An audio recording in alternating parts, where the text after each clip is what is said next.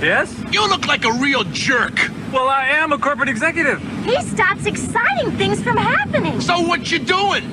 Well, Muffy, Buffy, Biff Jr. and I are going on our Sunday drive. Oh, no, you're not. You're going to play pole position! Atari's pole position. It'll turn your eyeballs into steel-belted radials. Wow. No, I won't be able to see. That's scary. Hey! Hey!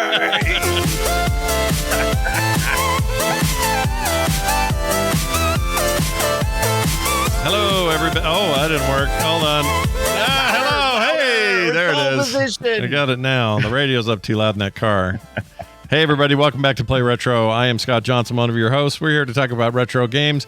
And these turns are really hard, probably because modern gamepads suck for this kind of game. Oh well, I will drive around corners and race like a mofo, despite the odds against me. Perhaps one day you can too. Is this pole in the right position?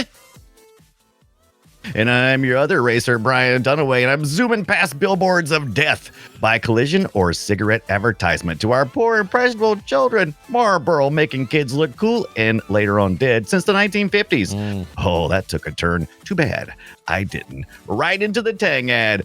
Pixel Cargo 16-bit. Boom. I know you probably looked them up, but I was trying really hard to see what the other ads were besides Pepsi. It was actually really hard to tell in the game. They're really well. It's according if you're talking about the Japanese version, the Atari American version, or Pole Position 2. So yeah, we're actually going to talk about that a good bit. And we talked about Tang pre-show last week, not today, but last week, and I was shocked, I say, to run right into the Tang in Pole Position 2. Can you believe it? Nice. Tang right after we talked about Tang. Right, Tang to the face. Still no Tang Man or whatever we were aiming for there. Yeah, but Tang. That's right. That was the whole point of our conversation was why certain products did not have mascots. Yeah, how come you like got the Kool-Aid Man breaking through walls? Tang Man doesn't exist. Yeah, pre-show content. Check it out. It's effed up. Anyway, we're going to talk all about Pole Position here in a second. The only video game one of my sisters will ever play and ever has played. There's a little story behind that, so we'll get to that in a minute. Before we do that, some retro stuff for the week. This is just a little PSA. I dropped an 8-bit Do controller. Let me show you the one. Why would you drop your 8-bit Do?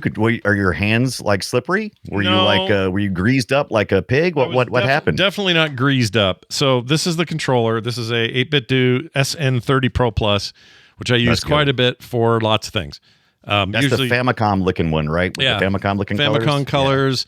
Also has, the layout of the buttons are Nintendo, so the B and A and the X and Y and all that. Nintendo. Anyway, I use this primarily for retro gaming when I do use it, and I use it on either RetroArch by itself or, just kind of when I'm screwing around on a PC or a Mac. This is the one I use. Those ain't cheap. That's the SN30 Pro, you said? That thing's like $50-$60, right? Yeah, I think I paid. I may have gotten it on sale. I think it was as low as 30 something, so I picked it up on sale. Pretty good deal. But here's the fun part about it. This thing you didn't know when you purchased this, because you may not understand just how sturdy a device this is. I dropped this on the cement and skipped it halfway down a floor that was all cement from about, and I'm a tall guy, so it's up to, probably 5 feet, 8 inches drop. Okay, so you're holding it like, so were you holding it up like toward your chest or there? Yeah, it was like up like this, and I was kind of dorking like this, playing with it and messing around. It slipped out. I got you. Spun out of control, hits one of its handles on the cement. So it's like one of the super rubber bouncy balls, and it's like, ping. Kind of, yeah. It was like out of control. I couldn't grab it, and it just went flying that direction on a cement floor. And I thought, well, it's probably the end of that controller. Let's go see what the damage is. I cannot find a scratch, a dent, a ding. It also works perfectly since I've used it since. No issues with control. All the buttons are fine. Everything's in place. No split plastic. Nothing. I'm going to need you to do the. I'm going to need you to do the check though, because every controller I have, when I shake it, it rattles because it's been dropped at some point. Good point. Here we go. You ready? Let's do the test. I had to shake test. Okay, now that's the sticks. Just the buttons. That's just the sticks. That's just buttons. Yeah, those are buttons. Hold on. Yeah. If I hold them down, you can't hear it. Let me hold that one down. No, that's uniform. That's uniform shaking. That's not something falling through like a Plinko piece. Yep, nothing broke off inside. So I guess what I'm saying is I've been a big fan of 8-bit Do for a long time, but this has proved them to be durable as well as versatile. So anyway, they're not a paid advertiser. This is not. They don't give us anything. Never gotten a free product from these guys. I just really think they're awesome. So there's that. I like their stuff as well. Yeah, I played a little bit with 8-Bit Do this week when I was playing our video game. Oh, did you now? That's how I played too. I use this to play it mostly. And you know what? You're not going to like where my favorite version of the game is, because there's a bunch of pole position re-releases and it's kind of all over the place. When I tell you where I played pole position, it's so good where I played it. It's so good. There's only one way. No, you're lying. Well, your way probably is the best way. I know a little about what you did, which we'll get into. Yeah. I tried to get. I will talk about it in just a minute. What'd you do? What'd you do this week? You get all retro with something this week, or what? What's going on? Absolutely. So while we were playing pole position, I discovered that there was a pole position arcade game which I've never seen in the wild, and I took a look at it and I was like, "Oh, this looks pretty sweet." I'm like, "Oh, do they have a virtual pinball that I can play?" Because there was a big sale pinball. On you're Steam. saying? I thought you said you didn't know there was a pole position in the arcade.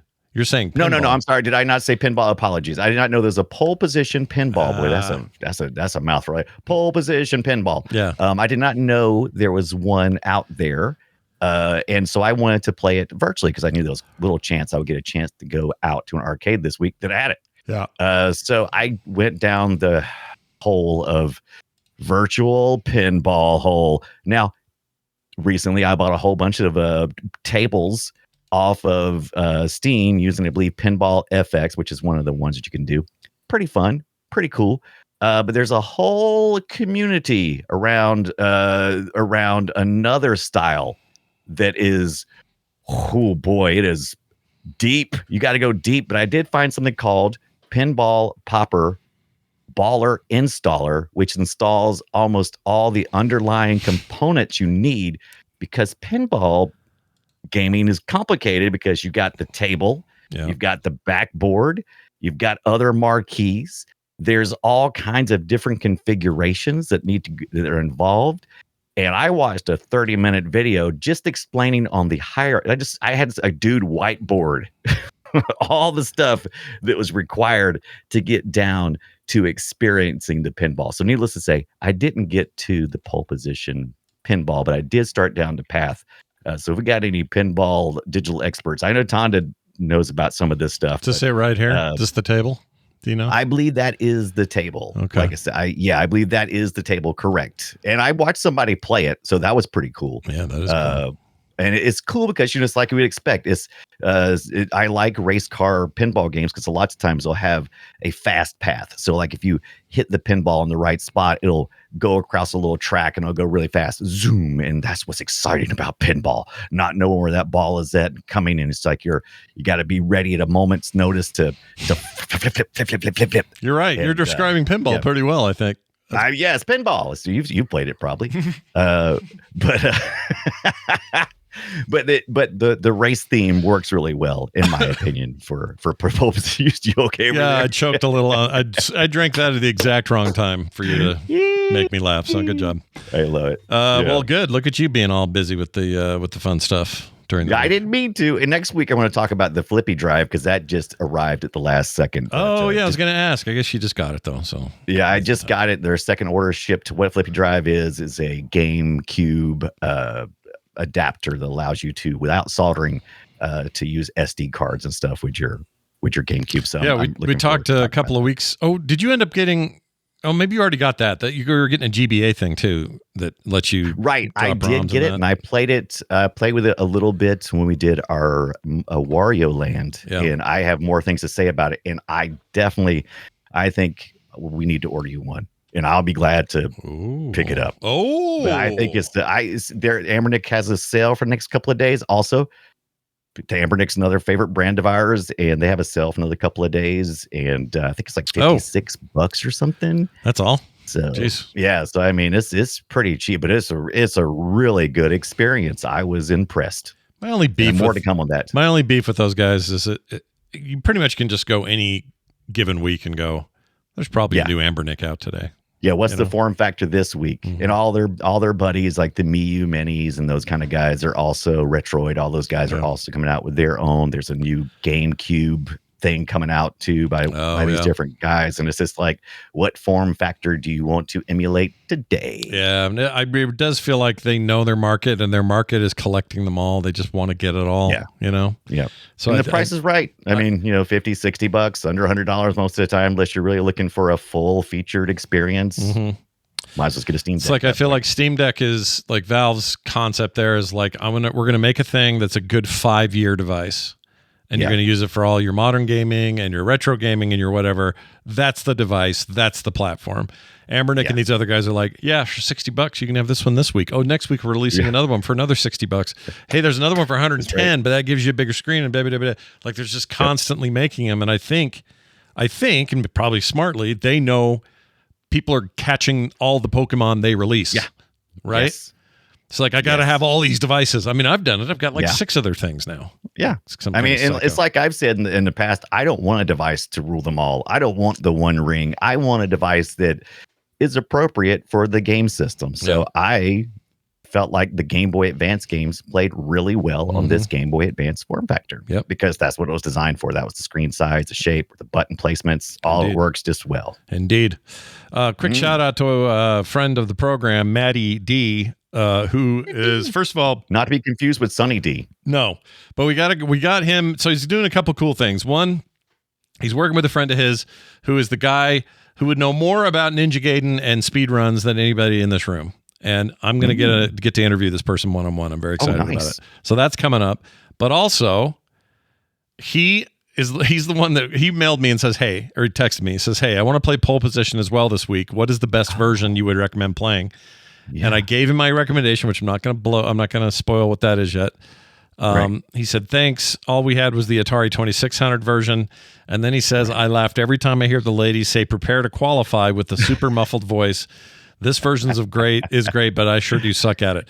Anyway, we'll get to all that in a minute. I just wanted to give him a shout out because that guy's awesome, and it's always great talking to him about retro. I don't know anyone who listens to us. He's worked at Ubisoft. He's like been a big time game developer. This guy loves retro like nobody's business. Man. Oh, what's not to love? What's not to love? And he's Canadian. And I love Canadians. The Canadians are the freaking best. They rule. There've been a couple of little polls lately that I've seen. Like in America, like I think 14% of gamers in America have retro devices. Yeah, which is pretty big chunk considering it's old games. And I think it's even higher for the Europeans. So it's like. So you're saying they have a position on that poll? Is that what you're saying? They have a position on that poll. Pole position. When it goes back to my idea that I think it's better to have a really good game mechanic instead of having a whole shit ton of game mechanics, which is what we have mostly in modern times. It's like it's true. I think it's a little overcomplicated. Yeah, I agree. Yeah. Although I will say in the indie space, they've done wonders to kind of bring back that kind of idea. Yeah. Taking some more modern. Go ahead. When you're paying, $60, $70 for a game, you're like, you better do more than one trick, pony. Yeah, it's true. Sometimes they overdo it.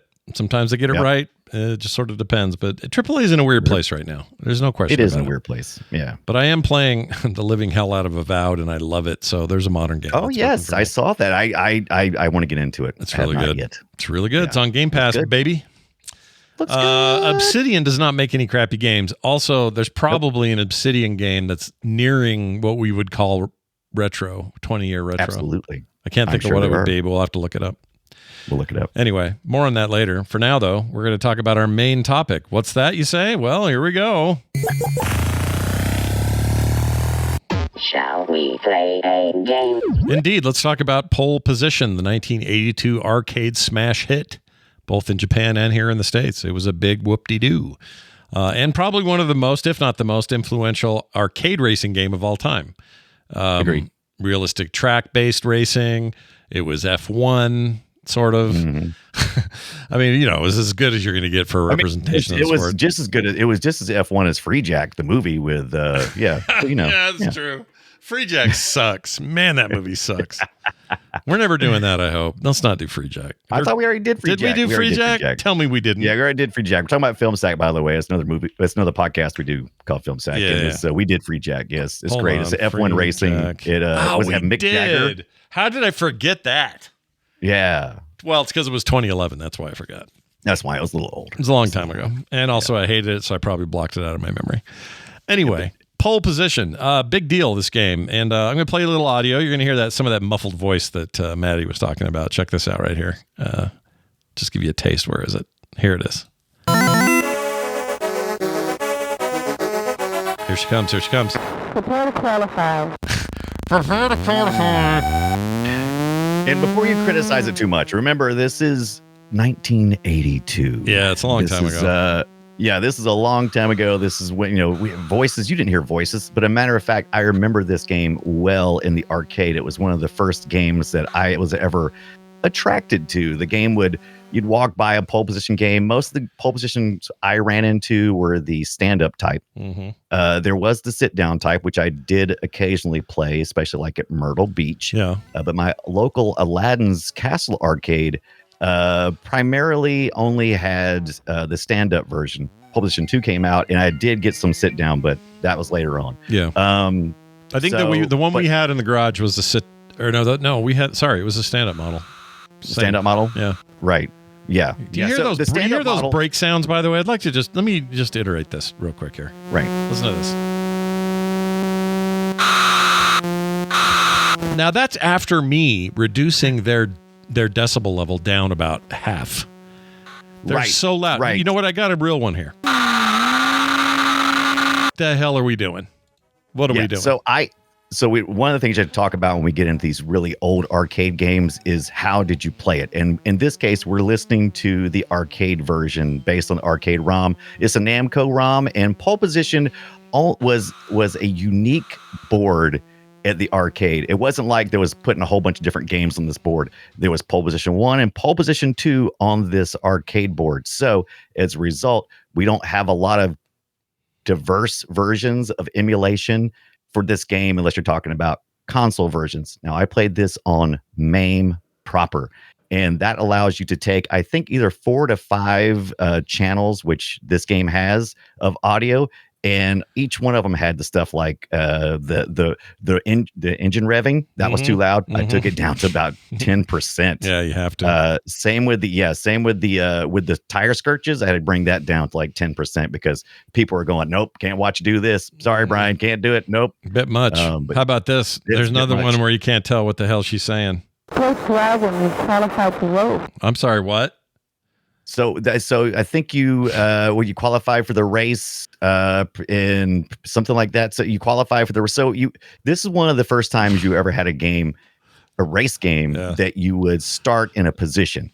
That's the pole position part, right? Position, so you want to be at the front, right? You want to be at the pole position. So you're so if you finish in the top 8, then you go on to the actual racetrack and do the race. And I think she tells you, I don't know if she tells you your spot there, or she just tells you that you're about to race. But let's play it one more time and see if I can hear it now. Now that you've described kind of what she said, because you're right, it is after your qualification. So in that context, let's hear her one more time.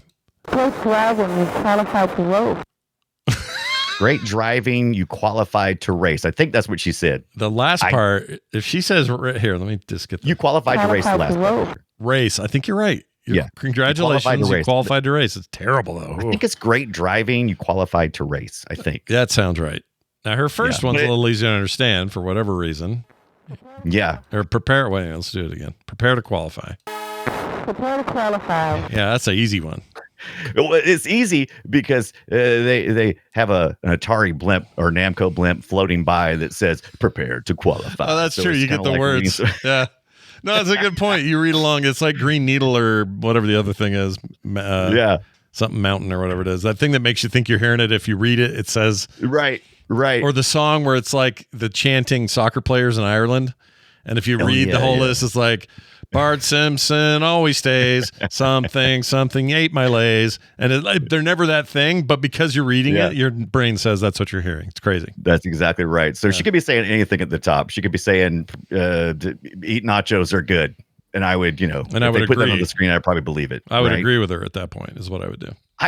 But I love that everything about this game is about simulation and stimulation, because even when you drop the coins, you get that little noise, and then you hit the So when you play this game, you don't hit a start button. So if you ever at the arcade, you probably remember hitting 1 player, 2 player. This is a 1 player game only. So in this case, you drop the coin, and in order to say, hey, I'm ready to race, you hit the gas pedal, because the stand-up version and the sit-down version, there's the coin. That's the coin, yeah. I knew I had it. I couldn't find it. Anyway. Yeah. And so once you do that, you hit the gas pedal, and then it pops you over to prepare to qualify. And it always felt like such an organic experience. It was the first time I remember getting an arcade game and feeling like I was doing a simulation instead of, shooting Space Invaders or eating dots, Namco's other huge hit. So this was totally a different experience. I mean, we're only like a year into Pac-Man, I think, at this point. We're like maybe a year or two after Pac-Man came out. This is 82. So just like a year later. Namco's killing it. They're having a moment for real in arcades and everything else. What makes this game unique, and I think important, is it's the first one that really there were a whole bunch of like top-down, really rudimentary looking racers that were no real physics or no real sense of speed. It was just kind of it's like basically Pac-Man with the cars, what people are making at the time. Yeah, this thing comes out, sprint racers and stuff like that. Before. Yeah. But this one says, hey, what if the camera is just to the rear and below the back of the car? And what if the road scaled toward you and created a sense of 3D, even though it wasn't, obviously, but it would scale toward you that way? That alone, that decision on where to put a camera and how to have the action come at you and have your car basically be stationary, if you think about it doesn't really go anywhere, is so fundamental to racing games from then to today. We still do this. This is how racing games come out. If you tell me there's a new Need for Speed, guess what I'm going to assume? The camera's in the rear of the car and down a little bit. Now you can change it, and now you can get inside cars and all that stuff. But the default happy position is the pole position. It's the place that I always race. If I have a game and it's like, hey, you want to race inside? Hell no, put me back behind it where I can see the freaking car and I can see the wheels turn and everything. So technology finally caught up with what Namco was already trying to do during the 70s, which they had done a couple of vector type simulation games that were very rudimentary, but kind of had this same concept. But here we're working with two 16-bit processors. 16-bit processors at the arcade. This board was a beast for its time because it needed for this sprite scaling, which was something that was still it was very new. Yeah, nobody was really doing this. Let's just for a second, because I just saw one pass by, talk about these ads. So there's a Pepsi ad. There are cigarette ads. One of those I think just says Namco, and then there's I think a Canon one, like the camera people.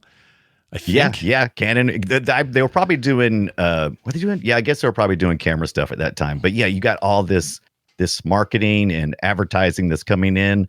The Japanese version was pretty much more capitalism than America's version. America's version, when Atari had the rights to distribute in the U.S. And manufacture based on the chips, they replaced all the questionable stuff like the wine companies and the cigarette companies, and they replaced it with just generic crap like Dig Dug on Namco games, essentially.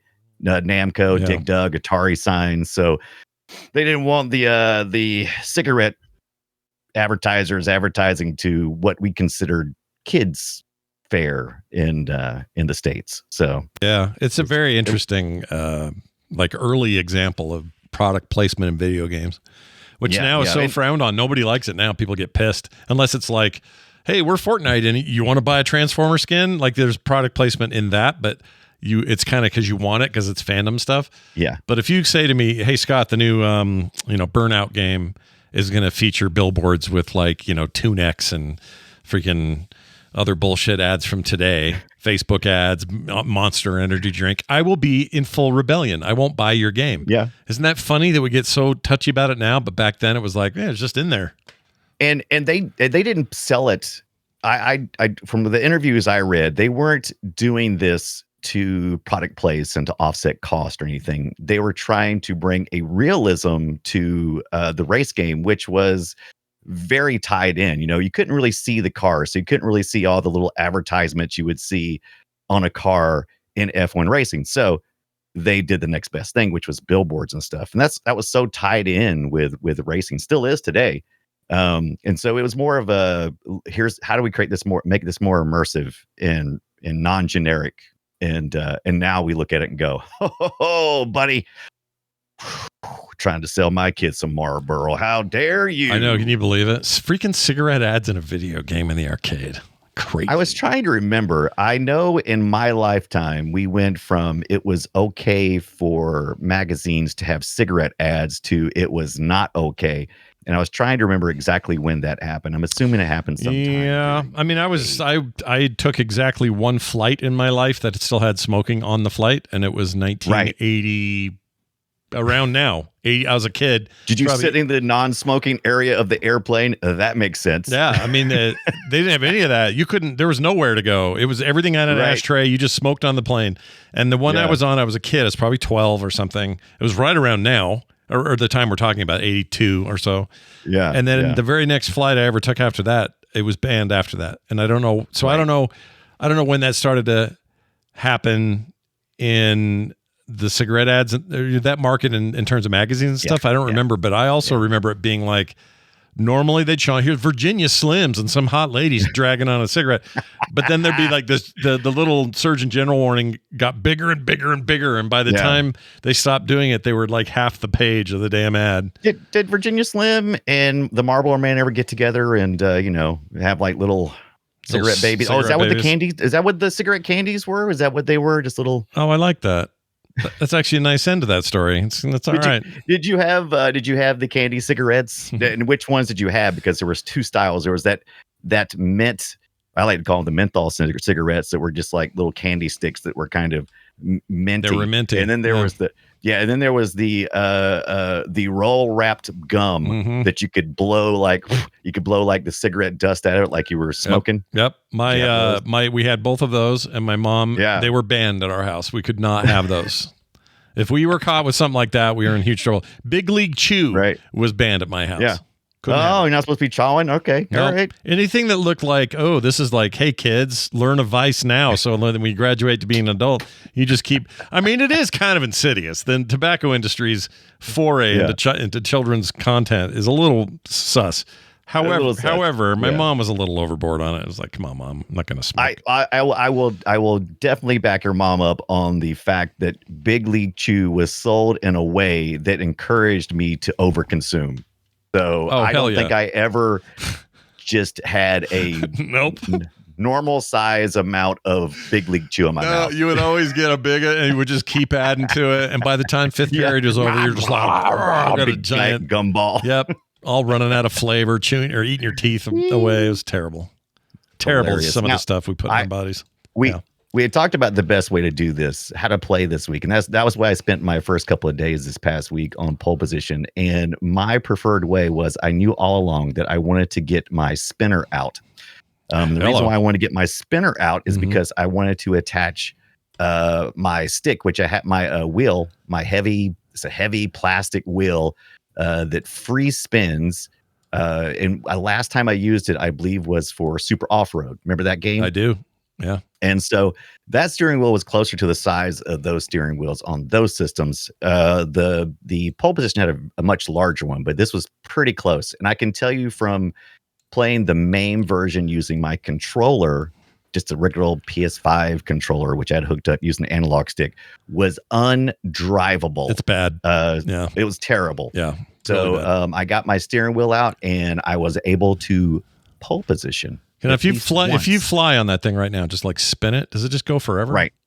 Dude. Yeah, it'll just go forever. So this is like the sprint ones we used when we talked about sprint. Yeah, it's like the sprint ones. You just wind it up. You go to the arcade, you're not playing pole position, you're walking by and you just spin it and the arcade attendants go, no, stop it. Yeah, dude. You walk by and you do this, and you also take the high-low stick, which is all you had. You had like they wanted full gears. They did, but it was too complicated. High-low. Yeah. High-low worked, I think, as a simple mechanic. I don't think they needed to do anything else. As fast and as hard as this game was and how unused to this system we were at the time, I think it was a no-brainer. We don't need to be managing anything more than low-high. I agree. I agree. Give me two of those things. I'm having fun in the arcade. This cost a quarter. Don't overthink it. You know.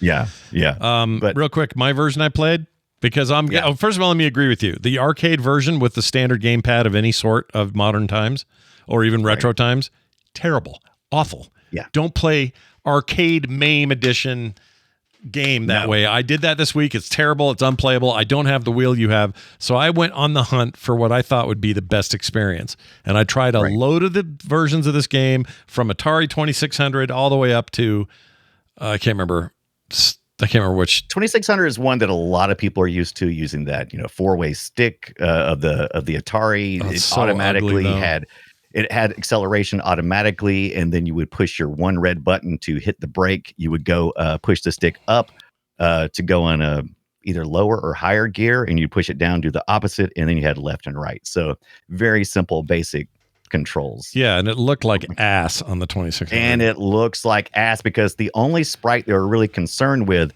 was your car. So the billboards, nothing on them, just blank boxes. Places for you to run off the road and blow up. I mean, look at that car. Look at this. It's so bad. It may as well be a spreadsheet that's animating. It's really bad. It's bad. So I couldn't play that. Nothing but just. So that annoyed me. I was like, I'm not playing this port. Let's go find something else. Yeah. So I did. Here's the one I went with. And remember, this is Atari. They're the distributors of Namco's game here. Yeah, they have a deal going. I went with the Game Boy Advance Namco Museum version of the game. Now that game collection, that cartridge came with Miss Pac-Man, Dig Dug, Galaga, and Pole Position. I want to say Galaxian might also be on there. They just Galaga is on there as well. Well, Galaga for sure, but I think Galaxian might also be on there. Oh, is it? Okay. Yeah, because it's on this cover. But anyway, Pole Position on here, I thought ended up being my favorite version to play, partly because the controls were tweaked to feel good on a gamepad, and they do. They feel very good on there. It's also kind of arcade perfect. The GBA is certainly capable of doing that. Actually, all of these games played really well because I messed with all of them. But I spent 99% of my time with Pole Position GBA, and it ended up being my favorite. I like it a lot. I agree. Any of the Namco Museum ones work very well. I played it for a little bit on my PlayStation 1 because I had the real disc, and it was a fine experience. You definitely, if you don't have a wheel. By the way, I got this on the spinning wheel on Thundersticks. It's a website that sells these spinners. It sells this GRS steering wheel. If you want to know more about that, just hit me up on Discord or wherever on social media, and I'll give you more information. But yeah, if you're going to play this today, I would definitely recommend the Namco Museum. There's a 50th anniversary edition that's pretty good as well. Has some extra special bonus stuff.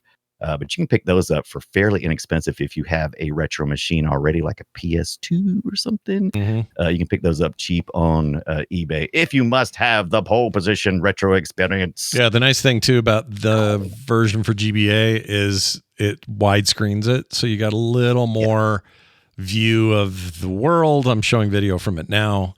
It's the GBA widescreen, which isn't exactly 16:9 or anything, but it's a lot better in terms of view than the arcade one, and I just had a really good time with this. You still get the Goodyear blimp. I think you still get the voice work too. The Namco Museum usually included that. I don't think you would hear that in a lot of versions, and everybody had a version, whether you had your Atari 8-bit computers, your Atari 2600, your 5200, you would find this thing everywhere, including I believe the Intellivision had a version as well. And it cracked me up because, Atari had the distribution rights and Intellivision put their little blimp, the little blimp that comes over and says, prepare to qualify. They had their blimp go over. It didn't say Atari on it or Goodyear. It said Intel. Ooh, Intel. And I was like, that's weird. Snap. That's really weird. Right. Makes sense, though. Does it? I don't know. It's a very weird thing for Intel to have. I'm so used to seeing Atari on that blimp or Goodyear. But yeah.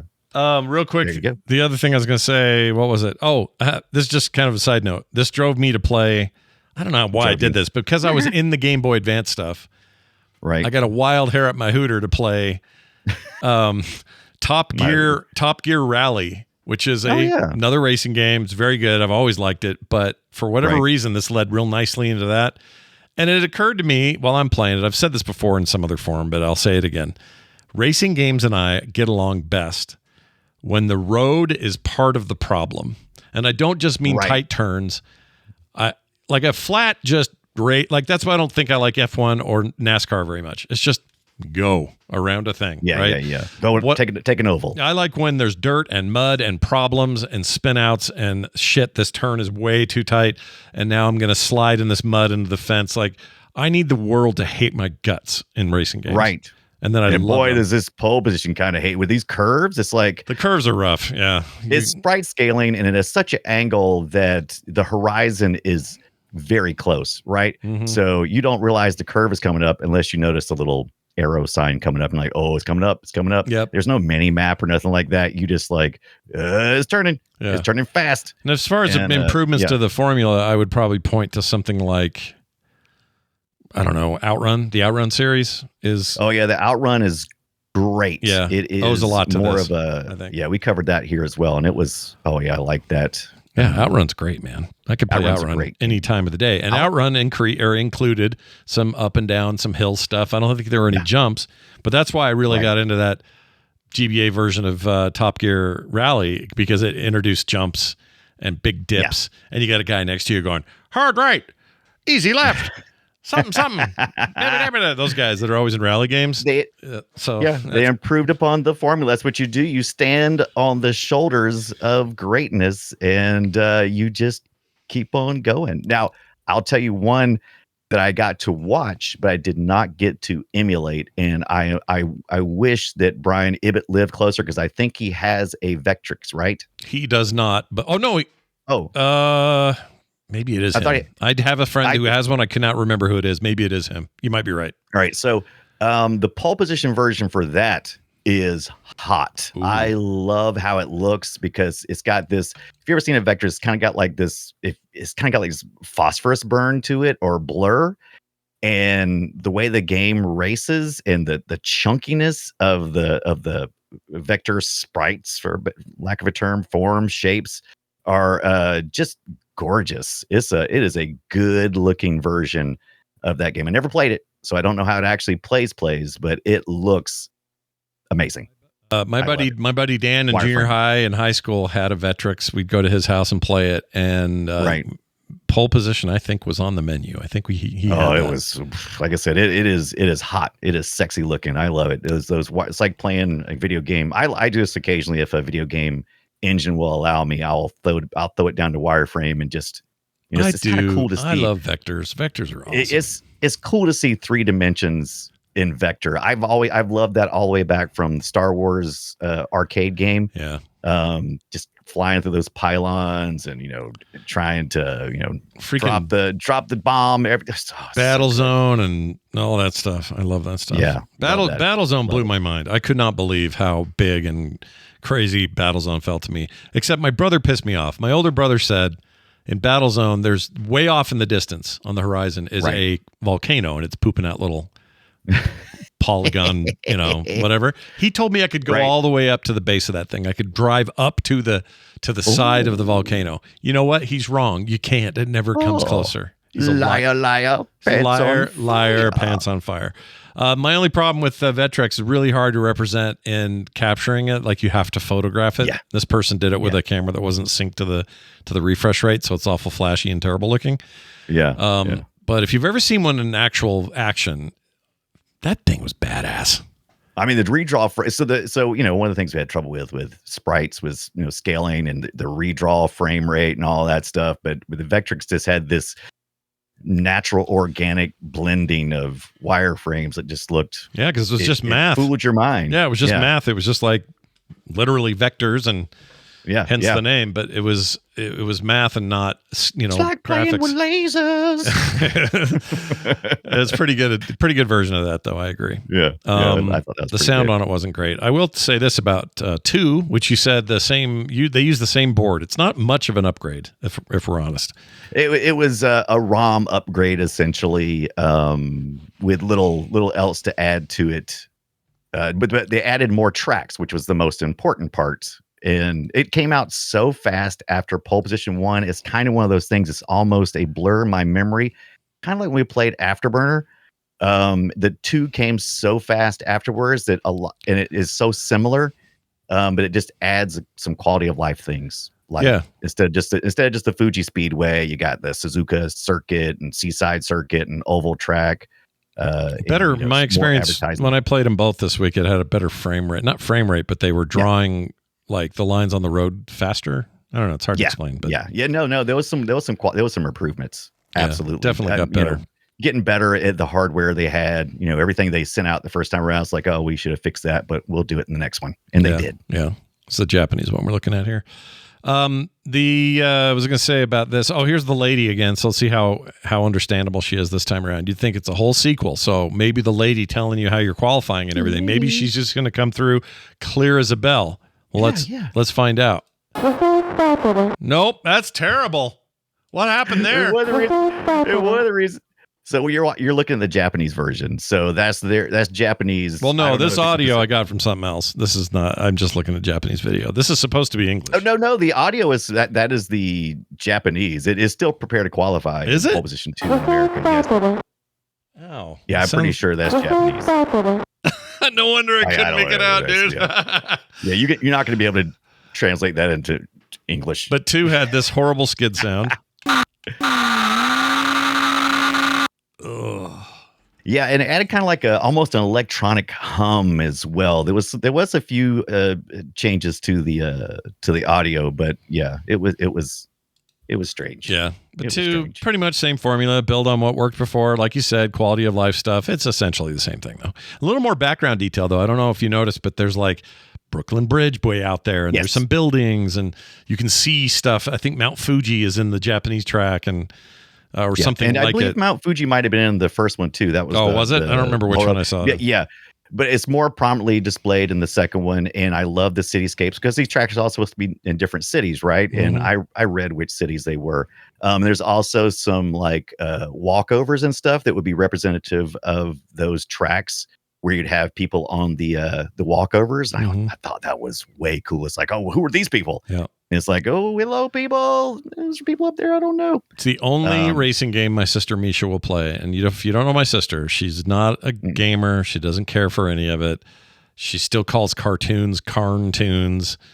Like she has no respect for the nerd stuff I was into. And that's okay. She's got her own thing, but she's not interested in this stuff at all. But if you take her somewhere and there is a old, new, bad shape, doesn't matter, half broken pole position, she will sally up to that thing. She will pull money out of her pocket and she will play all afternoon.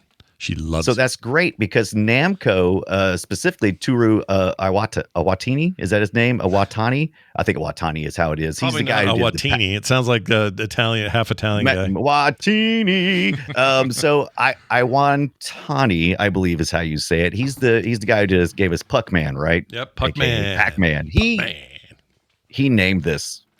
And Namco was going through a time where it's like, we need to capture the rest of the market. We've already captured a lot of the male market. And oddly, Pac-Man, very popular among all race, what's the word I'm looking for? Genders. There we go. All genders. Yes. Or races. I was trying to say genre, and I'm like, that's not right. Yeah. Across all genres. No, all across all the genders. And so every ages too, all that stuff just broken down for pole position. And so it's good on Namco that they found a formula that, worked for someone who's not a gamer. Yeah. They were trying to find it, for everybody. It's good. It's hard to do that, especially in 1980, whatever. And some of these tracks are vicious. We did get an oval this time instead of just that, that whatever shape that is. The Fuji track is kind of like, almost looks like America. But you get an oval track, and you also get some that are just twisty, turny, and boy, I was wearing out my steering wheel trying to take lefts and rights. You think that thing will last? How long do you expect your little spinner to last? I assume it's not forever, but is it, you feel pretty good about it? You're gonna have to put a little. This thing is heavy duty and solid. I mean, everything about this spinner thing is fantastic. As a matter of fact, let me show you what it comes with here. Let's see. It comes with, by default, it comes with this big metal spinner right here, because that's what it's designed for. But you can attach the steering wheel, and this thing right here. Let me turn around just a little bit here. Let me see if you can hear how heavy duty this thing is. Let's hear. I don't know if Discord cut that off or not. Yeah, it's not coming through. That thing is heavy as It looks. I can't even tell you how heavy It looks heavy. It looks like a big hunk of metal. You know, It is a big hunk of metal. This thing is well built. My 3D print that I designed to attach to my desk is definitely going to fail way before this spinner wheel does. as one would expect. Right. Do you want to see something dumb that they did? They made a dumb thing. Do you want to hear about this? Because this is you watched the whole thing, so I'm saying this as if you don't know, but of course you know. Right. They made a pole position cartoon that had an intro that went something like this. From now on, like your parents were, you are the secret force of pole position. All right, they made a cartoon that was basically a spy show. And it didn't last very long. It's what is it, 13 episodes? Something like that? 13 episodes, a single season. Namco graced it with this name, but had very little to do with the game. Yeah, as you imagine, so did the cartoon had very little to do with the game. Like the cartoon was like not about F1 racing. The cars that were in it were more like little sports car things with like one was a Mustang and one of them was like a futuristic little mini car. Yeah, but they both had robots, wheels, and it's amazing. I love the little robot boxes. It looks like an Aztec, the crappy future one. I don't like it at all. Yeah. Awful. I can see that. But anyway, they did spy missions and like stuff for the government and would save people and whatever. And it's just they had their own. They had their own. So it was more like it was very close to what Knight Rider was, right? It's like this philanthropist who is, kind of works with law enforcement, but really is outside the law. Yeah. And so they're doing all the things that proper government law stuff can't do. But it was also Speed Racer because you got a family here doing stunts in their off time. Yeah. So yeah. And you got two computers in there. I love the box computers. Wheels and Rhodey were amazing. I love this cartoon. That freaking intro song forever lives rent free in my head. It kind of slaps. It's not bad. I love it. I love the cartoon. I didn't realize until years later that there was only 13 episodes. They're dense. How do you feel about that? How do you feel about that stupid little snarf looking guy, the cat creature thing? I love the cat monkey. What are you talking about? I can't stand it. I love the cat monkey. No, I hate him too. He's but worst. There was a time you had to have there was like a couple of decades there, 60s, 70s, 80s, where you had to have either a robot or a small little creature of snarf shape. Had to be like that was like it's like we call it the Orko rule. If you don't have some kind of Orko in your show, then you're not a good cartoon in the 80s and 90s. Forget it. So dumb. But Mask. So Sean Blue in the chat just brought up Mask. Mask was a much more successful version of this idea. Yes. And I think part of that is don't tie it to an IP that doesn't make sense. Like pole position, nothing to do with this shit. Nothing. Call it Spy Kids or something else. Do something original. I mean, Spy Kids, obviously. Very Spy Kids, because these kids did lose their parents, right? And now it's there. They never approached any of the trauma in that, but I liked it. It had a nice mix of young adults in it. Like they were doing young adult things. And so it kind of stood out among these other things. Like Mask was more like G.I. Joe on wheels with Transformers somewhat. And this was more like a kind of a cozy family kind of thing where they kind of deal with like young people's relationship problems and, doubts and stuff. So it's kind of unique and it's densely packed. Like I said, I did not realize there was only 13 episodes. I had seen all of them a million times apparently. They're all up on YouTube for free. Big free YouTubers. Yeah, they're all YouTube free. Yeah. You don't have to pay for them. You don't have to do anything. It's not a sneaky sneak where it's like a little postage stamp in the corner with a 3D animated monkey in the front of it to confuse the algorithm. It's actually full screen, fully not. It's like the way they aired back then. So go seek them out. There's even I watched it last night. I threw my Meta on my head, so that. Oh my gosh, you watched this on your Meta? That's amazing. I watched. I so they could take all my thoughts, and so I I set it up, projected it on the wall, and someone had taken. I did all the bad things last night. I had my Meta on, and somebody had used AI to enhance it up to 4K or something for the pole position. And I watched it. It was actually pretty good. You ate 33 pizza rolls, drank a gallon. I did. I got some Tostinos. Excellent. I smeared that all over the outside of my white Meta. It was great. Yeah. Great. You have the two? You have the two or the three? I have all three. You have all three? One, Oculus, when it was still the Oculus, I have 1, 2, and 3. I have a 1 and I have a 2, and then I didn't get the 3. The 3 is still eluding me. The 3 is, I think the 3 is by far the best one. I mean, I cannot tell you how much cooler the pass-through stuff is. Having color pass-through changes everything. Yeah, it's tempting. I just I hate Meta so much right now. I just wish they weren't the ones that own them. hate all of it, but I also love the tool. I mean, the tool's great. I just wish somebody else would have bought them. Yeah. That's all this is. They just bought Oculus and somebody else should have done it, not freaking Meta. And then they said, here's our economy. Here you go. Hop on board, sell your soul so you can do something freaking sweet. Let me tell you about a little spiritual successor to this series of games called Final Lap in 1987. This is a weird one, dude. So I pulled this down to play it. It's Namco again. Yeah. It's weird. It controls weird. It's like they took Mortal Kombat technology and said, here, let's take some rear photos of some real looking cars and we're going to throw it in pole position. We're Namco. It's very odd. The turns are weird. Your car kind of flips around kind of weird. And it's very floaty. As compared to the original, but it's got its place. Final Lap was a whole series of games that very much in the style of pole position. You got audience and stuff, and it's a little more. The graphics arguably are better. You got mini maps now. You got rear views. They started applying all the things. Look how squirrely it is. Look how squirrely the turns are. Look at that. It's like it's almost like the center is in the center of the car, and so when it turns, it's almost like it's turning on a pole or something. It's very weird. It's really weird. Seiko is in there as one of the advertising. Yes, Seiko. It's all right. I never played this series up till today or till this week. I'd never played it before, so I tried a little Final Lap, and I'll be honest with you. I think the original OG pole position's a better game.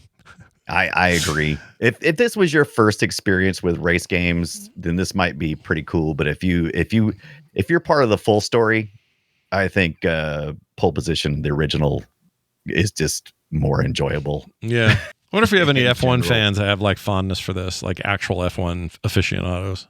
This game means something to them, Right. That's what I'm curious. You can finally see the cars really well. They're not all cartoony or something. Maybe I just don't know what. Because you guys almost kind of can see the advertising and stuff on the cars, and So I mean, maybe this is a lot closer to their fandom. I don't know, but boy, those turns make you feel like you're doing drugs. It's hard to stand out when you're part of the, like the second or third rung and something. It's just you're just. Oh yeah, you're making new things, but some things are failures, and you got to, just didn't quite get there. Yeah, you don't want to be that guy, right? No, you don't want to be that guy. You don't want to be the second guy. No, where's my Martini and Rossi? That's right, damn it. I mean, where's my? I did like they added some more advertisements in the second one, and I forgot about the old red and white Dentine. Oh yeah, dude, Dentine logo. Remember that? I forgot about the product at all. Yeah, I forgot about that. And Tang was Dentine Dentine was a gum, right? Right. Yeah, and then it was like hipster gum. Hipster gum, yeah. And then Tang, of course, this sweet, refreshing morning drink. Yeah, everybody has refreshing astronaut juice. Right? Yeah, everyone's got astronaut juice in the fridge, the purple stuff. Right. Come on. Yeah. Well, anyway, there's your deep look at all things pole position. Good stuff. But know what we have to do now? We have to play a game amongst ourselves. Oh, go ahead. Before you do that, I don't want to skip over. So where did you play it at? We talked a little bit about that. Yeah. Definitely, if most people are going to probably just fire up the old Namco museum, do it that way. But there's a My Arcade pole position. So My Arcade does a lot of Namco products. You have one, I believe, as well. Like a little single device handheld for like Pac-Man or Miss Pac-Man. They're really solid, feel really good. And there's a tiny arcade, and I've watched some people play it. And I don't usually like the little tiny arcade machines because they're just too small. But this one looks pretty good. It's My Arcade pole position. It's got a nice little steering wheel. It's got a gear shift. Yeah. Look at him. Yeah, like that. Yeah, that's not the one, is it? That's not. No, is that the one? No, this is one that it's actually a keychain, but it also plays. So if I go, let me turn I think it the on. the one I saw was about twice as big as that, and not like a tabletop or anything, but Oh, the battery's like, dead. Damn it. Oh no pole position for Scott. But anyway, I watched some people play it, and the steering wheel seems to work really well. You can just do it with your thumb. It looks like a really good experience, and everybody I've seen playing it looks pretty happy. And like I said, every time I've had a My Arcade product, it's been good, and I'm excited about their new Atari thing they got coming out. Oh yeah, that looks cool. Before too much. We'll probably have to end up talking about that. Like look into it, and, talk about it on the show. And if you're looking to play something today, New Star GP just came out this past year. Fairly popular game that did pretty well. Did pretty well. New Star GP. Yeah, New Star, two words, New Star GP. So it's kind of got a vibe. It's got kind of a more arcade feel to it, and it looks pretty good. It's kind of got those not voxels, but like what's the word I'm looking for? Just like low poly. Low poly is the word I'm looking for. Yeah, it's funny. So poly, it's funny because they good. call these low poly, but really it's just stylized. It's a style decision. It's not like a limit of the hardware or something like that. Yeah. Right. Wow, this looks cool. Actually, I'd play this. And it's only like $10 or something. Let's see here. $10, $9.99. $10, New Star GP. Reviewed really well. It's in the high 90s. Mm-hmm. So check that out. Is that everywhere or just Steam? I saw it on Steam, and I believe it's on Nintendo Switch as well. But beyond that, I'm not sure. I like the look. It reminds me of Virtua Racing. Yeah, some Virtua Racing, which we need to cover. Yeah, we do. Eventually, and that really got inspired by pole position too, right? So yeah, definitely did. I may get this. I think it's a no-brainer. I'm trying to figure out if I want it on Steam from a Steam Deck, or if I want it on Switch. But then I don't want to buy anything for my Switch because come on, why would you buy it on Switch? That sucks. Buy it on your Steam Deck. Don't play it on your Switch. Switch is old, man. You're about to get a Switch 2. It's all going away. That's right. All right. Well, awesome. All right. Let's play a game. Let's play a game. Yeah, it's called Guess My Game. That's what we call it. No, you guess my game. No, you guess mine. And here's what we do. We give each other a date or a year, a platform, and then 4 possible answers. And we have to guess what audio we think or what game this audio is from. And I'm going to start with my platform being arcade. Oh. So we're staying in the arcade here for a bit. 1988 in Japan, 89 in North America, if that helps you at all. Okay. Oh, yeah. Then now I know what it is. You don't have to play the audio. Let's go ahead and guess now. This may not help you at all, but let's find out. Here we go. Whoops. Rescue all hostages. It gets better. Gather intelligent Gather intelligent information. information.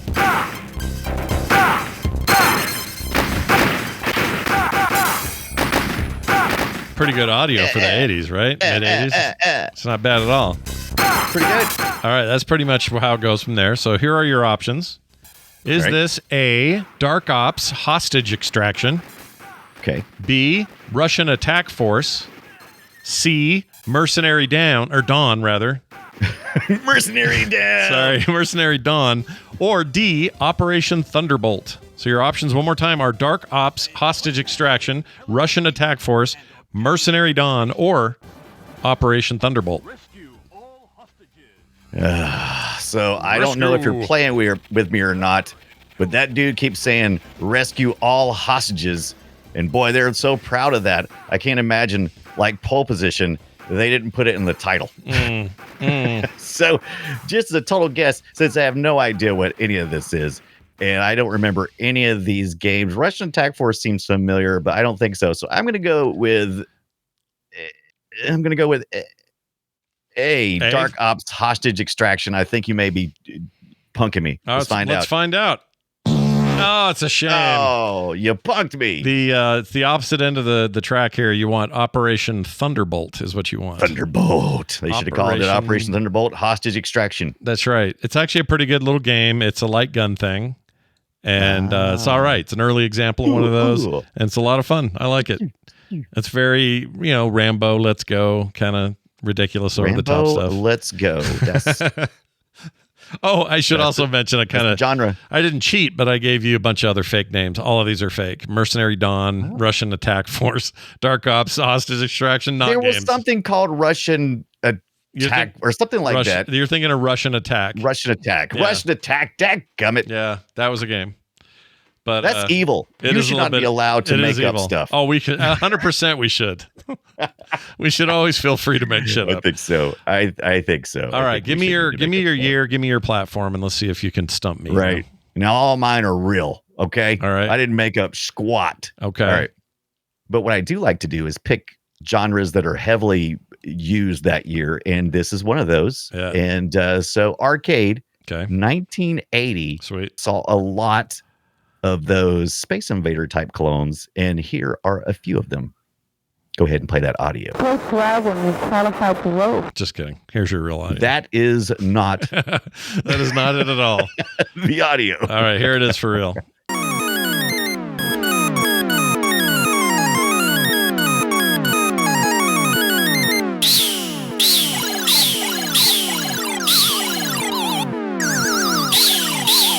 All right, I have beef with this because, well, I'll explain in a minute. All right. This is every arcade game from 1980 that was a Space Invader clone, right? Kind of, except it's even more specific for me. But anyway, tell me my options. What do we got? All right, here are your options. Real arcade game names from 1980 at the arcade is A, Space Zap, B, Stratovox, C, Space Firebird, or D, King and Balloon. All right. I believe that this is a... I could be wrong. I think this is a Moon Cresta repurposed. Okay. And the reason I say that is those sound effects are exactly right taken out of Moon Cresta. Oh my gosh, that's freaking me out. That it's totally out of that. So now I got to remember who did that, because maybe someone did, and I kind of have memory of this. Space Firebird, for some reason, is jumping out at me and holding on to my nuts like he wants them. So I'm gonna say Space Firebird and hope I'm right. Like my nuts is going slowly down from space. Yeah. And into your... And I have a Moon Cresta in the house. It doesn't work, but when that room way over there is a sit-down cocktail Moon Cresta that's just sitting there. That's my other project. Cocktail. I don't know when I'm going to tear that apart. But anyway, so did I get it right? Is it Space? What did you say? Space Firebird? C is Space Firebird. Scott, I am sorry. The answer is, give me the D.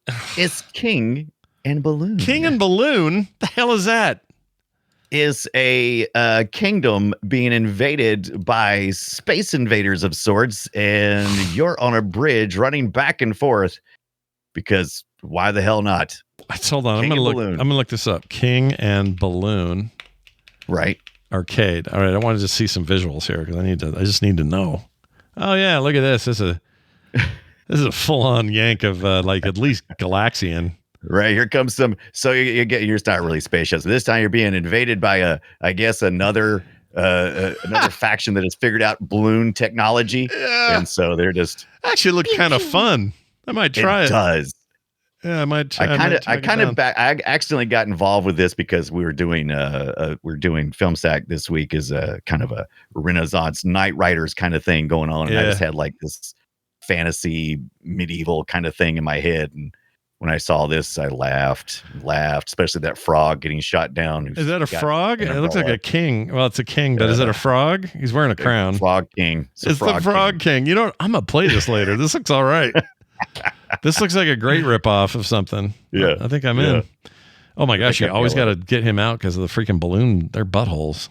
Yeah, the ballooners come down. They grab the king, the frog king, and you gotta save him. This is wonderful. This is wondrous. It's terrible. Help. It's got the same font as Nintendo's help font for the Princess, everybody used this font back then. It's crazy how this font got used. Isn't it nuts? Everybody used this font for high score up there and all that. Everything. Everything. Yep. Such a weird thing. Was the font. What a weird time. All right. Well, both of us did terrible. Good job today, everybody. Yeah. But never forget, it's always important to remember, something has joined us. Welcome to Retro FIFA Street. You came out on February 21st, 2005.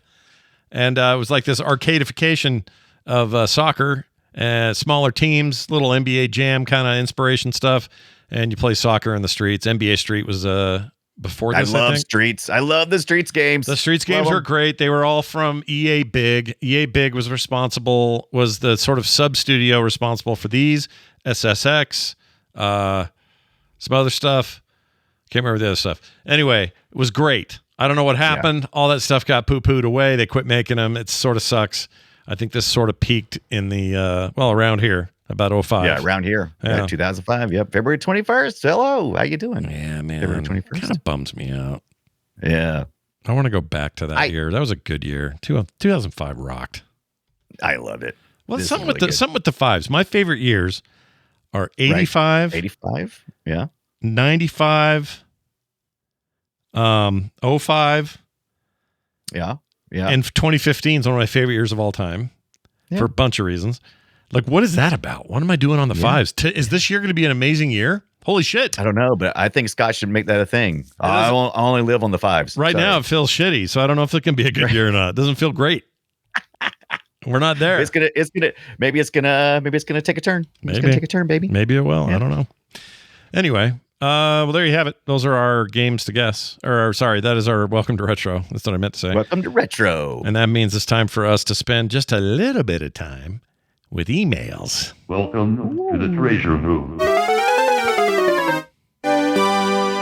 Now, here's the funny thing about this. Brand new way to contact the show, and somebody already intuited it and sent us something. Oh, look at you guys look at the big brain on Sean, sure. And Sean, he must have just gone to the website and seen that we were doing this, because I did have it up there prior to announcing it, but I haven't talked about it yet. There's this new voicemail thing I'm using across all the shows. If you're listening to everything I do, you're going to be sick of me by now talking about it, but I really love it. It's from a listener's building this thing and continually tweaking it. And I'm more than happy to tell everybody to use it because it's awesome. If you need voicemails, this is a great way to do it. It is frogpants.com/playretro where all this stuff is located. But if you want to go straight to the voicemail thing now, here's what you do. voicecast.app/playretro. That simple. Nothing else. You don't have to log in. They don't have to know who you are. It doesn't matter. Works on your phone, desktop, tablet, anywhere you're at. And it leaves like perfectly crystal clear audio because you're using the mic of the device, which is way better than some phone line, which is what we've been doing in the past. So you can still use our text line to send text and stuff like that. Of course, emails are still an option. But if you're wanting to do voicemails, voicecast.app/playretro, which is linked on our main site. You just go there, bim, bam, boom, you're done. Just go bookmark it on your phone and you're all set. And it's great. Hearing people's voices. I love it. Yeah. You guys hear our voices all the time. We love hearing yours. And I get transcription real time. I freaking cannot say enough about it. So anyway, I'm going to play this call. It's a hi from Sean. Hey, Scott and Brian. This is Sean from Hamilton, Ontario in Canada. Just want to say I love the show. All right. Bye. I love that because it's nice, but also it was a good test of the line. So I appreciate him doing that. Sounded good. Yeah, it did, Sean, right? good to hear from you. Yeah, it did Absolutely. sound good. And some people are like, they're in a crowd with it on speaker, and I'm not sure that's great. But most people they understand. I love people being online somewhere where they're like standing in line somewhere and just going, you know what I'm going to do? Yeah. But you know what? That's perfectly fine because a lot of times I'm listening to podcasts. I will stick some AirPods in my ears in a hurry if I feel like it's going to allow me to not be engaged when I'm out in public. Right. If it's like they're looking at me, not if I got AirPods in my ear. Oh, I'm sorry, I can't hear you. Yeah. No, that's what you do. You just don't even act like you're talking to anyone. The minute they're bugging you, just go, oh, sorry. I'm important. It's an important thing. That's right. I can't hear the real world. Yeah. I like that. I'm already engaged right now. I like that idea a lot, actually. I need to do that more. I need to block people out of my life. I need to be more of a hermit than I already am. That's what I'm thinking. Dude, I take a walk around my area uptown where I live at, and it has a lot of people who are walking and doing different things, shopping and that kind of stuff. And even if I'm not in the mood to listen to anything, I absolutely put my headphones on and just walk with my headphones, not playing anything, just so I can avoid. Do I have a problem? Maybe I have a problem. If you do, then I do. We both have a problem. All right. Perfect. It says something about society right now. I don't know what it says. I think it's in general. I've always kind of been like that. I look, when I walk, I like to think, and because I'm thinking about the games we played that week, or I'm contemplating things, and that's my moment of peace. Unfortunately, where I live or work is so crowded, I just can't get a private moment, and so that's my private moment, my way of taking a private moment. Just I see you. as long as you're not taking a dump at the mall, you're fine. Right. Yeah. Right. And I've never had anyone stop me and ask me a question that I was glad to answer. So it's like, oh shit. No, there's nobody stops you at a mall or anywhere with a good question. Right. Anywhere in public. Okay, that may not be totally true. Somebody may just be saying, sorry, do you know where the whatever? And I'm happy to help people. I like helping people. But most of the time it's like, excuse me, sir, would you like to try this freaking stupid kiosk bullshit I'm selling out here in the middle of the mall? Would you like to do that? No, I don't. I will give us since this probably be appropriate for Play Retro. I will give a nod to how I miss phone calls that were about nothing. I never get those anymore. I used to you would answer the phone because something exciting maybe was about to be conveyed. You know, I've got news and it's fantastic news. Yeah. I never get those. No, it's always, hey, can you come help me do a thing? Hey, can you give me something? This is why I won't buy a truck. I don't want to help people move all the time. Yeah, I don't want to help you move. No, thanks. Yeah, I'm not doing it. Plus, the Wraith in the chat is right. I have RBF, like real bad. So I think I scare people off when they see me. I'm tall. Yeah. I'm posing already. I'm already taller than everybody in the room. And my resting face looks pissed, even if I'm not. I could be the happiest I've ever been. You'll never know because I just look mad. I kind of hate it, actually. It's really frustrating. My sister has resting helper faced, or HF. Oh, interesting. Which means she could be in a Walmart and strangers will come up and go, excuse me, can you tell me where the wherever is? Because they think she works there. Not because she's dressed a certain way. She just looks helpful. So she gets that all the time. But me, my daughter, a couple other people I know, RBF so bad that we just look freaking pissed. But we're not. Look, here's my face. Here's my resting face. Ready? I look mad, don't I? I look mad. You look not to me, but yeah, I definitely can see that. I could definitely see. I have tell me more face because I typically pause after someone finishes speaking. Well, unless we're doing podcasts. We're doing podcasts. You're supposed to fill as much space as possible, I suppose. Yeah. But in real life, I will let you finish your sentences, and I will pause a beat and wait for more. Yep. And sometimes I think that makes people feel uncomfortable because, like, oh shit, he wants more information. I'm like, I think it just makes you a good listener, and it makes sure that they know that what they're telling you, they don't need to be phoning it in. You're actually going to pay attention to what they say. Right. I engage when I'm talking to somebody. Unless if I'm not engaged, it's very intentional. I'm not ignoring you on accident. Okay.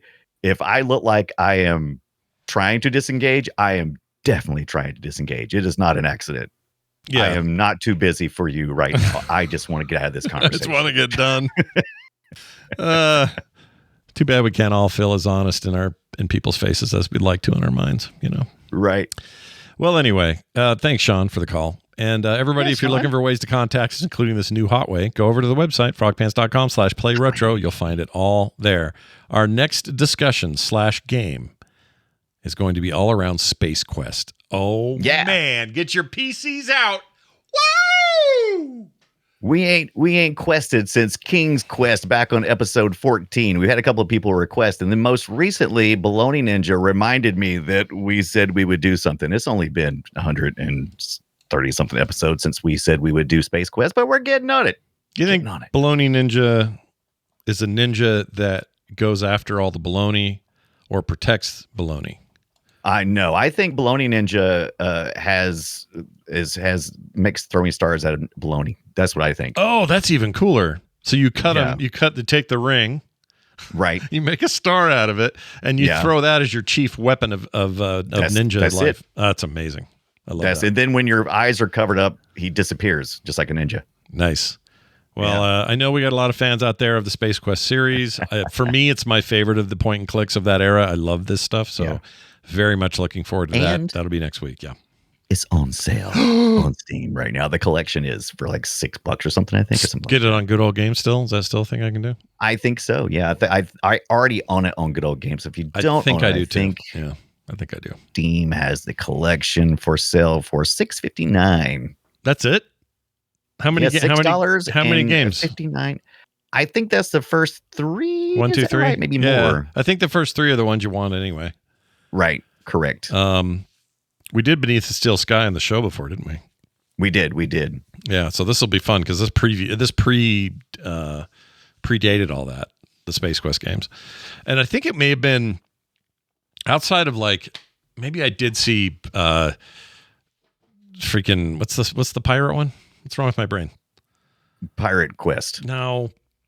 It's the most, we did a whole show on it. What's wrong with me? Threepwood and all that. Yeah. What was that called? What? I don't know. Oh, Curse of Monkey Island or one of those. Dadgummit. The Monkey Island games. I think I was hoping you would saw. struggle for longer. I got it before anyone else in the chat says it, just so you guys know. Oh, finally the Wraith popped in, but I said it before you did. Anyway, not that it matters. No competition about who says things first. Sure I saw one of those maybe a little bit prior to this, but it was Space Quest that really sucked me into the point and clicks. That's the one that got me. Right. So I have a lot of fun. By the way, Space Quest 1, 2, and 3 on Good Old Games for $9.99 and Space Quest 4, 5, 6 for $9.99. So I'm not sure. I'm assuming it's just the first 3 on the Space Quest collection. They're not very transparent here about the game. Jerks. Bastards. Maybe it's all 1, 2, 3, 4, 5, 6. Maybe it is all 6. Wraith, it's only about 7 seconds. He's wondering how delayed the chat is. It's about 7 seconds. It's normal. It's nothing that crazy. That way, if one of you says something terrible, I can kill it before it goes to air. Not really. That's not how this works. Terrible. You wouldn't do that. No, I've never. I wouldn't. And neither would he. All right? Never. I don't know why I'm picking on the Wraith so much today, but there he is. He's right there. Brian, that's fantastic. We're going to be doing that soon. Look forward to that. Also, Space Quest. A quick note to our fine friends at home about joining our Patreon. There's lots of reasons to do it. Really none not to. Want to thank some regulars who have been there for quite a bit of time. Dan K, Glamour, and Brian Cole. All members of our family. Yep, we appreciate you guys being here. If you want to be like them and get no commercials or ads of any kind, pre-show content every single week, including today, and other monthly benefits, no better time to sign up than now at patreon.com/ That's a good pre-show. Play Retro. Yeah, and the pre-show was really good today. I stopped you. Patreon.com/Play Retro. I'm sorry. I interrupted you right in the middle of that. No, it's all right. You know, you're just going to wreck the promo and no one's going to sign up now. And I know. What are Apologies. you going to do? What are you going to do? No, but get in there. Yeah, he's right, though. Today's pre-show. Can't talk. I like Play Show. That's pretty good. That's on point for us. The Play Show. It's not bad. Yeah, it's not bad at all. But we'll have more of that nonsense next week as well as a regular show. And you should come watch us live. We do it at 1:30 Mountain Time on Fridays. That's about, what, 4:30 your time? 3:30 my time? Is it 4:30? 3:30 my time? Hold on. If it's 1:30 for me, 2:30 Central, yeah, 3:30 your time. Yeah, 3:30 my time. Oh, man, that is early for you. I feel bad that I make you rush home from work to do this. No, I would get off work at on Fridays at 11, so it's all good. Nice. I come home and took a big old fat nap. I was like, what do I want to do? I think I want to take a big old nap, and that's exactly what I did. So I loaded up on carbs, and I went. Hell yeah, that's amazing, dude! I should do that in the middle of the afternoon. Why don't I do that? Yeah. I could do that between TMS and then this. Why don't I do that? Maybe we should call our pre-show "Prepare to Qualify," and we just play that at the top of our pre-show every week. Just every time, or this one. Yeah. So glad when we qualify to vote. We could play that one. Yeah, and if we can't, and if we can't do something good in the pre-show, then we can't do a show because we got to prepare to qualify. That's right. We got to at least hit the top 6. We could do this. Why do they have to walk that fast? We could do that. Man, I want to so bad. I want to get back to my Sega Saturn. Hell yeah, you do. So we're gonna have to do some Sega Saturn in the future. Yeah, I realize very few people own them, but there's a lot to talk about on that thing that are worth talking about. Like we should do did we do Panzer Dragoon, or did we? We did. We did that one, and it was amazing. Shit, we're starting to be like Film Sack, where I forget what movies we've done. It's happening now. I have to do a search every week. I have to do a search and go, oh, did we do that? Did we do that? Yeah, I'll see what happens. Tom DeGosa says, backup from the Mike woman. What's he talking about? What's that? Oh, that lady.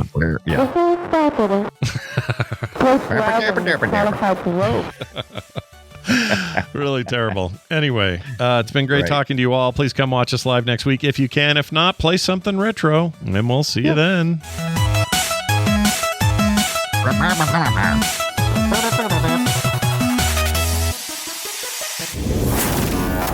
Once upon a time, there was a hero named you. Find the next step of your quest at frogpants.com. Hey!